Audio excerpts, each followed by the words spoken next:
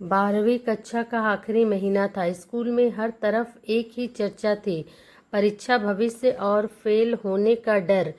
कक्षा 12वीं की आखिरी बेंच पर अर्जुन बैठा था, हमेशा की तरह अकेला। उसकी गोद में कोई किताब नहीं, बल्कि एक पुराना किनारों से फटा हुआ स्केच बुक था। वह चुपचाप पेंसिल से एक तस्वीर बना रहा था, एक टूटा हुआ पुल और उसके पार खड़ा एक लड़का जो टुकड़ों को जोड़ने की कोशिश कर रहा था। उसकी आंखों में एक अजीब सी चमक थी, जैसे वह उस तस्वीर में अपनी कहानी उकेर रहा हो। अर्जुन को स्कूल में कोई खास पसंद नहीं करता था। शिक्षक उसे अक्सर डांटते, अर्जुन तू दिन भर ये स्केच बनाता रहता है, कुछ नहीं बनेगा तुझसे। इतनी क्लास बंक करके क्या करेगा। एक बार मैथ्स के टीचर ने तो यहाँ तक कह दिया, कम नंबर लाकर जिंदगी में क्या करेगा, सड़क पर भीख मांगेगा। अर्जुन सुनता फिर चुप हो जाता। उसका जवाब हमेशा उसकी स्केच बुक में होता था, ना कि शब्दों में। वह अपनी दुनिया में खोया रहता, एक ऐसी दुनिया जहाँ रंग, रेखाएं और सपने उसका साथ देते थे। अर्जुन का छोटा सा एक कमरे का घर था, जहाँ दीवारों पर सीलन की गंध और टूटी फूटी खिड़कियाँ थी। उसकी माँ सिलाई मशीन पर दिन रात काम करती, ताकि 2 वक्त की रोटी का इंतजाम हो सके।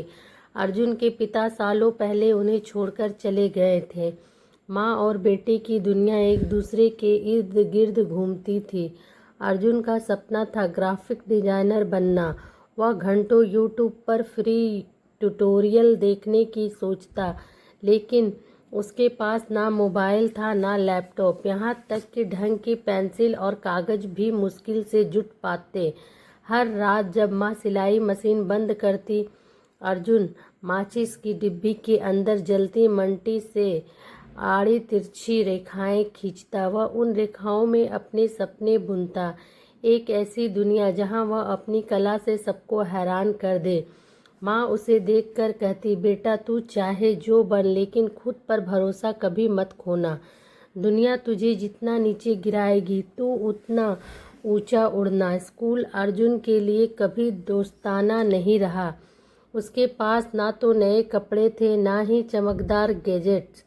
सहपाठी उसे फेलू और आर्ट वाला भिखारी कहकर चिढ़ाते, उसकी स्केच बुक देखकर हंसते। ये क्या गांव का मेला बना रखा है। अर्जुन चुप रहता, लेकिन हर ताना उसके भीतर आग की तरह सुलगता। एक दिन स्कूल में प्रिंसिपल ने एक घोषणा की, हम एक क्रिएटिव पोस्टर डिज़ाइन प्रतियोगिता आयोजित कर रहे हैं।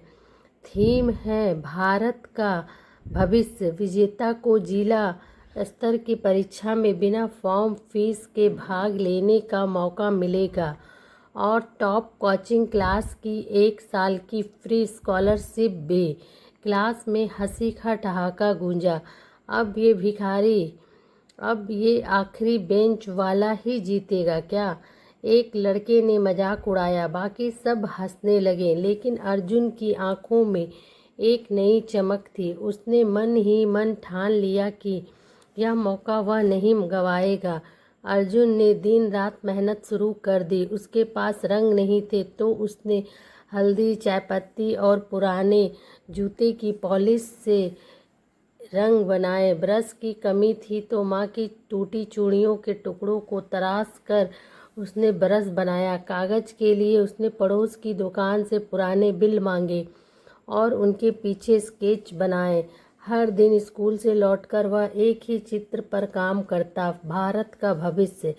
उसकी पेंटिंग में बच्चे थे, झोपड़ियाँ में पढ़ते, ईंटों ढोते हुए सपने देखते और किताबों को सीने से लगाकर सोते। वह हर रेखा में अपनी कहानी डाल रहा था, हर रंग में अपनी उम्मीद। माँ उसे देखकर कहती, बेटा तू जो बना रहा है वो सिर्फ तस्वीर नहीं, तेरा सच है। रातें कटती और अर्जुन का हौसला बढ़ता। वह जानता था कि यह प्रतियोगिता सिर्फ एक पोस्टर नहीं, उसकी ज़िंदगी का टर्निंग पॉइंट हो सकती है। प्रतियोगिता का दिन आया। स्कूल का हॉल रंग बिरंगे पोस्टरों से सजा था। कुछ में चमकदार डिजिटल डिज़ाइन थे, कुछ में विदेशी थीम्स। अर्जुन का पोस्टर सबसे सादा था, हाथ से बनाया, बिना किसी चमक धमक के। जब उसने अपनी पेंटिंग जमा की, कुछ सहपाठियों ने हंसते हुए कहा, ये क्या गांव वाला चित्र बनाया है। कोई फैंसी लुक नहीं, कोई ग्राफिक टच नहीं, लेकिन जजों की प्रतिक्रिया अलग थी। वे चुपचाप अर्जुन के पोस्टर को देखते रहे।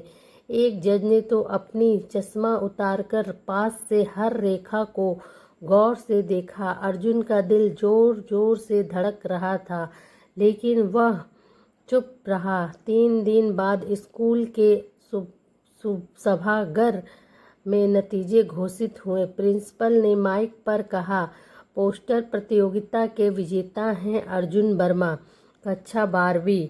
हॉल में सन्नाटा छा गया। जो लड़के अर्जुन का मजाक उड़ाते थे उनके चेहरे लटक गए। आखिरी बेंच वाला आज सबकी निगाहों का केंद्र था। अर्जुन को स्कॉलरशिप मिली। वह शहर की सबसे अच्छी कोचिंग क्लास में गया, जहां उसे ग्राफिक डिजाइन के साथ साथ मैथ और फिजिक्स की पढ़ाई का मौका मिला। टीचर उसकी लगन देखकर हैरान थे। वह सुबह अखबार बांटता, दिन में स्कूल जाता, शाम को कोचिंग पढ़ता और रात को माँ के साथ सिलाई करता। 1 साल बाद उसने national institute of design NID की प्रवेश परीक्षा दी। जब रिजल्ट आया तो अर्जुन ने न सिर्फ पास किया बल्कि पूरे जिले में पहला स्थान हासिल किया। माँ की आंखों में आंसू थे, लेकिन चेहरे पर गर्व की मुस्कान। 5 साल बाद एक अंतर्राष्ट्रीय डिज़ाइन कॉन्फ्रेंस में भारत से एक युवा कलाकार को innovative creator of the year का खिताब मिला। उसका नाम था अर्जुन वर्मा। उसकी डिज़ाइनों ने दुनिया भर में तहलका मचा दिया था। पत्रकारों ने उससे पूछा, आपकी सफलता का राज क्या है। अर्जुन ने मुस्कुराते हुए कहा, मैं हमेशा आखिरी बेंच पर बैठता था, लेकिन सपनों की पहली कतार में खड़ा था। मेरी माँ ने मुझे सिखाया कि दुनिया कितना भी नीचे गिराए, अपने विश्वास को कभी मत छोड़ना। शुरुआत चाहे कितनी भी छोटी हो, सपने बड़े होने चाहिए। ताने, गरीबी या संसाधनों की कमी आपको तभी रोक सकती है जब आप खुद रुकने का फैसला करें। आखिरी बेंच पर बैठने वालों में भी वो ताकत होती है जो दुनिया बदल सकती है। असली शिक्षा डिग्री नहीं, दिशा होती है। जो खुद पर विश्वास